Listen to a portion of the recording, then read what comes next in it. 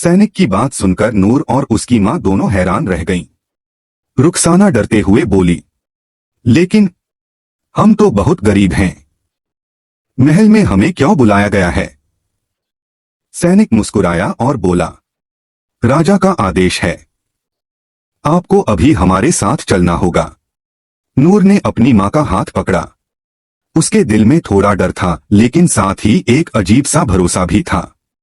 शायद वह चमकता हुआ पत्थर सच में कोई राज छुपाए हुए था। शाही गाड़ी धीरे धीरे उन्हें लेकर महल की ओर चल पड़ी। नूर ने पहली बार इतना बड़ा महल देखा।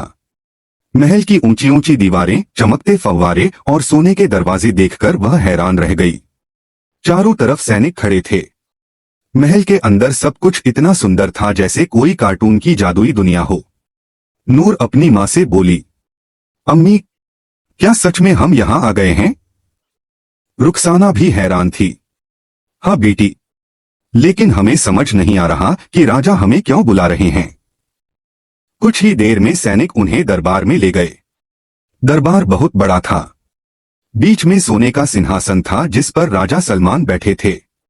उनके चेहरे पर चिंता साफ दिखाई दे रही थी। राजा ने नूर को देखा, फिर धीरे से पूछा, क्या तुम ही नूर हो? नूर ने सिर झुकाकर कहा, जी, मैं ही नूर हूं। राजा ने गहरी सांस ली। हमें बताया गया है कि तुम्हारा दिल बहुत सच्चा है। नूर समझ नहीं पाई कि राजा क्या कह रहे हैं। तभी एक बूढ़ा साधु आगे आया।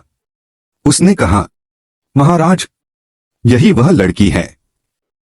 नूर ने ध्यान से देखा और वह अचानक चौंक गई। वह वही बूढ़ा आदमी था जिसे उसने जंगल में बचाया था।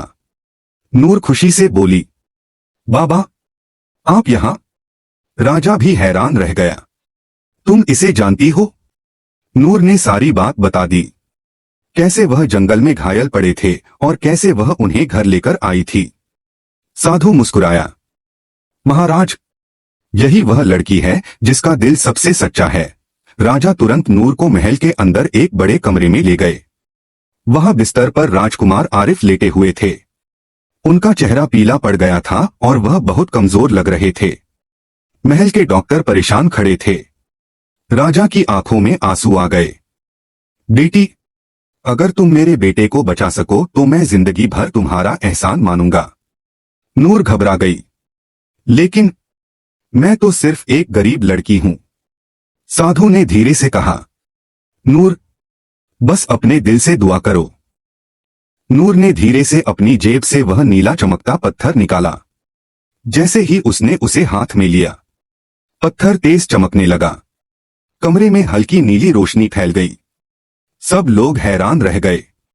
नूर ने राजकुमार के पास जाकर आंखें बंद की और दिल से दुआ करने लगी, या अल्लाह, अगर मेरे दिल में सच में सच्चाई है तो राजकुमार को ठीक कर दो।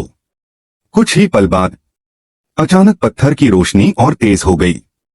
कमरे में एक अजीब सी गर्माहट फैल गई और तभी राजकुमार की उंगलियां हल्की सी हिलीं। चमत्कार! महल के डॉक्टर चौंक गए। महाराज, राजकुमार की हालत सुधर रही है। राजा की आंखों में उम्मीद चमक उठी। कुछ ही देर बाद राजकुमार ने धीरे धीरे आंखें खोल दी। पूरा कमरा खुशी से भर गया। राजा भावुक होकर नूर के पास आए। बेटी, तुमने मेरे बेटे की जान बचा ली। रुखसाना की आंखों में भी आंसू आ गए। नूर खुद समझ नहीं पा रही थी कि यह कैसे हुआ, लेकिन वह जानती थी यह सब अल्लाह की मेहरबानी थी। राजकुमार ने धीरे धीरे उठकर नूर को देखा। वह हैरान रह गया, क्योंकि उसके सामने एक बहुत साधारण लेकिन बहुत प्यारी लड़की खड़ी थी। राजकुमार ने मुस्कुराकर कहा, क्या तुमने मुझे बचाया है? नूर शर्माते हुए बोली, मैंने नहीं, अल्लाह ने। राजकुमार हल्का सा हंस पड़ा। उसी पल से उसे महसूस हुआ कि नूर कोई साधारण लड़की नहीं है। राजा ने उसी समय घोषणा कर दी, आज से नूर और उसकी मां महल में रहेंगी। रुखसाना घबरा गई। महाराज, हम गरीब लोग हैं, हमें यहां रहने की आदत नहीं। राजा मुस्कुराए, आज से तुम गरीब नहीं हो। महल में सब लोग नूर की तारीफ करने लगे। लेकिन नूर के सामने अभी भी एक बड़ा राज था। वह जादुई पत्थर आखिर था क्या, और उसकी किस्मत में अभी क्या लिखा था? यहीं से कहानी और भी रोमांचक होने वाली है। अगले पार्ट में होगा राजकुमार और नूर की दोस्ती, जादुई पत्थर का असली रहस्य, एक खतरनाक दुश्मन की एंट्री और नूर की असली किस्मत।